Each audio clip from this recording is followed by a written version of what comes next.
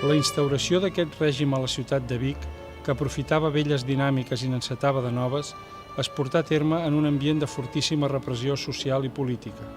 Els perdedors de la Guerra Civil foren perseguits i castigats sense cap mena de consideració.